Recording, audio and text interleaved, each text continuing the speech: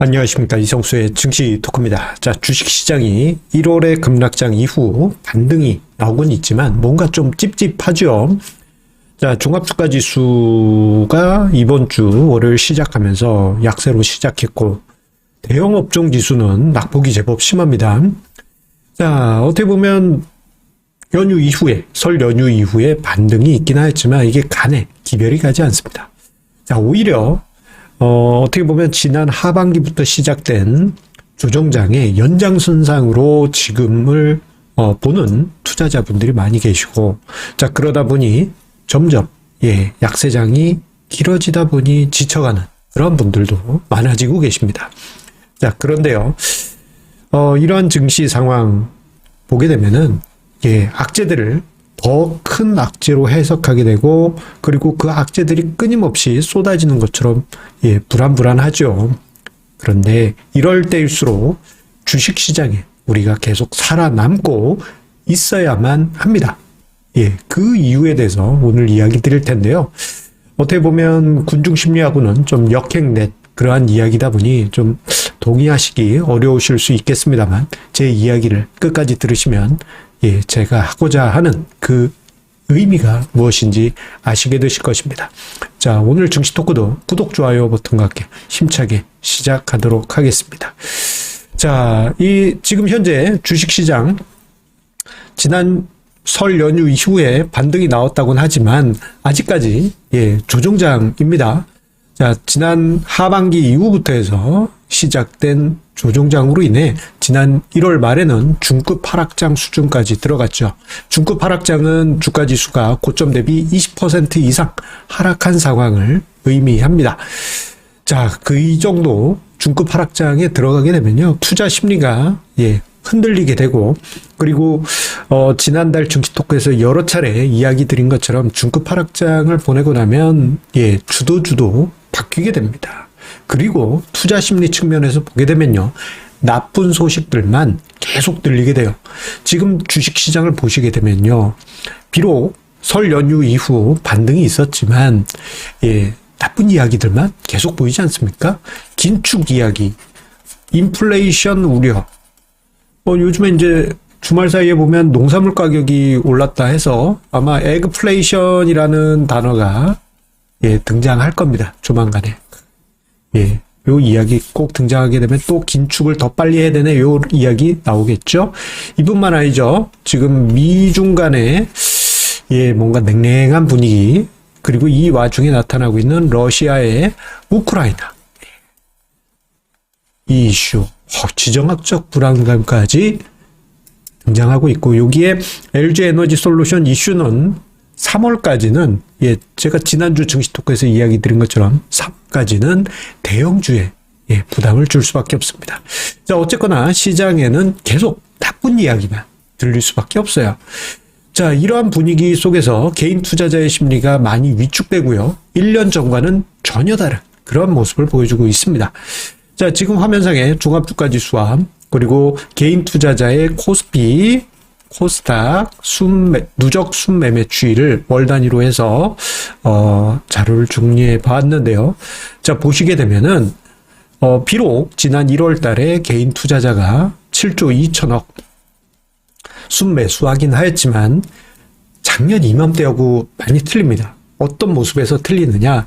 작년 이맘때만 하더라도요, 개인 투자자분들이 매매를 할 때 증시가 올라도 사고 하락해도 사고, 오르면 오른다고 사고 하락하면 저가 매수하는 이러한 정말 초강력 매수세가 있었습니다. 그 결과 작년 1월만 하더라도 개인 투자자가 21조 6천억이라는 엄청난 매수세를 보였죠. 그런데 작년 하반기 이후부터 해서 어떤 흐름이 나타나고 있느냐?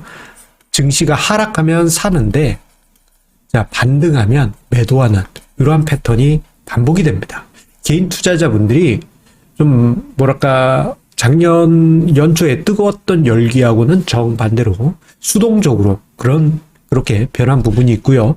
그리고 지금 7조 2천억 원 순매수 1월 달에 보여주긴 하였지만, 이 매수분은 생각해보면 작년 연말에 어떤 이슈 제가 거의 매일같이 이야기 드렸습니까? 대주주 양도세 회피 매물, 배당금 회피 매물, 그리고 연말 자금 수요, 예, 이런 문제로 해서 매도가 나온다라고 말씀드렸는데 그게 1월 달에 그대로 예, 거의 비슷한 금액이 순매수되었습니다. 작년 12월에 7조 5천억 원 예, 순매도가 나왔는데 예, 1월 달에 7조 2천억 원 개인은 순매수했습니다. 자, 즉 이전과 다르게 개인의 매매가 수동적이고 그리고 또 한편으로는 뭔가 열기가 확실히 식은 부분이 보여요. 여기에 작년 초에 거래대금 대비해서 최근에 거래대금은 좀 과하게 표현을 하자면 4분의 1 수준으로 줄어 있습니다.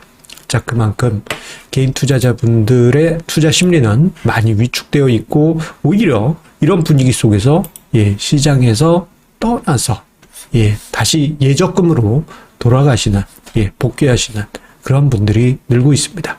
자, 1년 동안 생각해 보면은 처음에 작년 이맘때 주식 투자 시작하신 분들이 정말 많아요. 그때만 하더라도 뭐 워렌 버핏이나 뭐 어떤 투자의 대가들의 이야기를 들으시면서 난 긴 관점에서 투자할 거야라고 생각하셨던 분들이 1년 동안 시장이 원치 않는 방향으로 흘러가다 보니 예, 자연스럽게 예적금으로 흘러가는 것은 어떻게 보면 자연스러운 현상일 수 있습니다.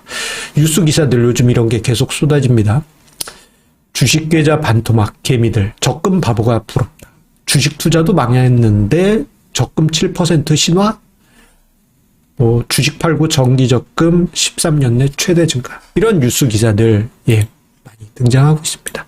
자, 그만큼 투자자들이 지치면서 포기하고 떠난 분들이 많이 늘어나고 있다는 것이죠. 그런데 앞서서 언급드린 것처럼 저는 주식시장에 계속 있어야지만 하락장이 있더라도 답답하더라도 계속 주식시장에 있어야지만 수익을 만들 수 있다라고 이야기 드리고 싶습니다. 자, 물론 지금 시장이 중급 하락장 이후에 더 떨어질 수도 있죠. 예, 그거는 알 수 없는 겁니다. 여기서 반등할 수도 있고 아니면 내려갈 수도 있고 이건 알 수 없어요. 그건 차후에 가봐야지만 아는 진실입니다. 그런데 저런 불확실성이 있음에도 제가 왜 주식시장에서 계속 있어야 한다고 이야기 드리냐면요.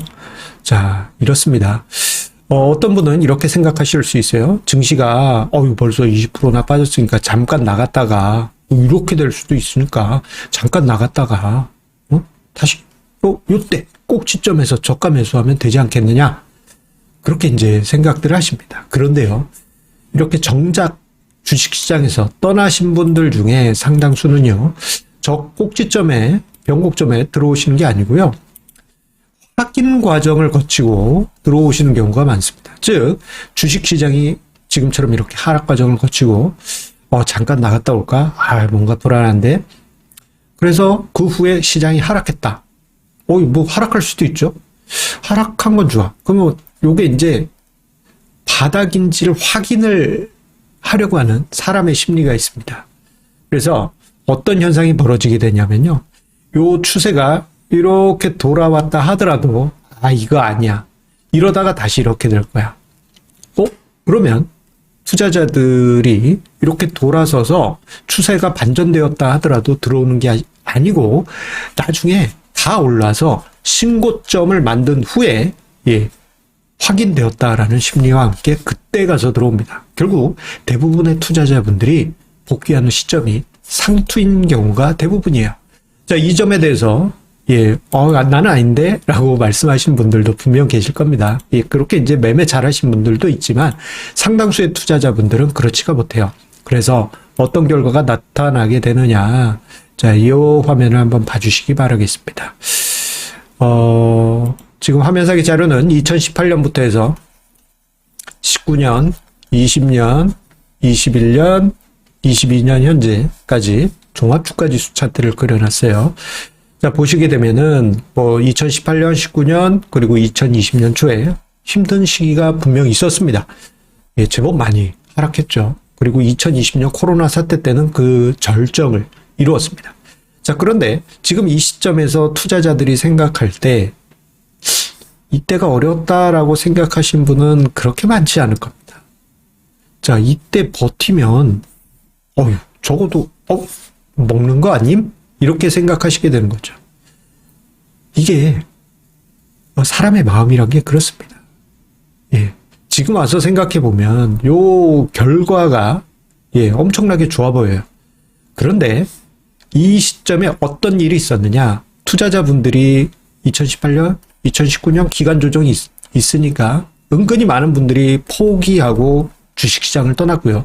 특히 2020년 코로나 사태 때 이때 두 손 두 발 다 들고 포기하시고 시장을 아예 떠나신 분들이 많이 계십니다. 자, 이분들 입장에서는 나중에 추세가 돌아서면 들어오겠다라고 하지만 주가 지수가 2200 넘고 2400 넘고 2700, 800 됐을 때 들어왔을 수 있을까요? 이분들 이때 못 들어왔습니다. 다 이때 들어왔어요. 이게 아주 중요한 겁니다. 주식시장에서 계속 생존하시고 어렵지만 본인만의 자산 배분 전략으로 잘 리밸런싱 하신 분들도 계실 거고, 혹은 100% 주식으로 2018년, 19년, 20년 경험하신 분들도 계실 거예요. 그런데 이 과정을 거치고 생존하신 투자자분은 이후에 찾아온 남들이 다 부러워하는 이 시장을 그대로 향유하면서 한풀이 하듯이 수익률을 만들 수 있었습니다. 자, 그런데 대부분의 투자자들은 조정장이 오면 시장에서 떠나요. 자, 그렇기 때문에 오히려 그분들이 복귀할 때는 상투였었던 때가 대부분이고요. 오히려 시장에서 생존한 투자자들은 그 이후에 찾아오는 수익의 기회를 만들 수가 있었습니다. 자, 이게 참 묘한 군중심리 현상이라고 이야기 드릴 수 있을 것 같습니다. 자, 오늘 증시 토크, 요즘 주식시장이, 좀 지지부진하고, 그 이전에 이미 중급 하락장까지도 경험을 했다 보니, 많은 분들께서 심리적으로 많이 위축되어 있어요. 그리고 주식시장이 지금 안 좋은 이야기들이 계속 많은 건 사실이에요. 그렇다고 해서 포기할 것이냐? 그건 아니라고 봅니다. 오히려 이러한 때일수록 저는 본인만의 투자 전략이 있는 분은 더 강하게 그 전략을 고수하시고 지켜가시고, 그리고 치명적인 손실이 아니라 한다면 지금이라도 체계적인 전략을 세우셔서 합리적인 투자를 이어가신다면 이번 조정 거치고 난 다음에 어느 시점이 될지 모르지만 그 시점에서는 점점 하나하나 시장의 상승을 여러분들의 수익률로 만들어 가실 수 있을 것입니다. 주식시장에서 큰 수익을 만든 대부분의 투자의 고수들, 투자의 대가들, 이런 분들, 하락장에서 싹 피했다가 다시 시장 상승했을 때 싹 들어와서 수익을 만든 분들도 일부 계시지만 대부분은 하락장 경험하시고 그대로 경험하시고 수익을 만드신 분들이 대부분입니다. 이러한 점을 생각하시면서 주식시장 대하실 필요가 있겠습니다. 참 어려운 이야기이긴 합니다. 요즘 포기하신 분들이 늘어나고 있어서 높아심에 오늘 증시 토크를 이렇게 만들어 봤습니다. 자, 여러분들 이겨내시면서 성공 투자 함께 만들어 가시기 바라겠습니다. 감사합니다.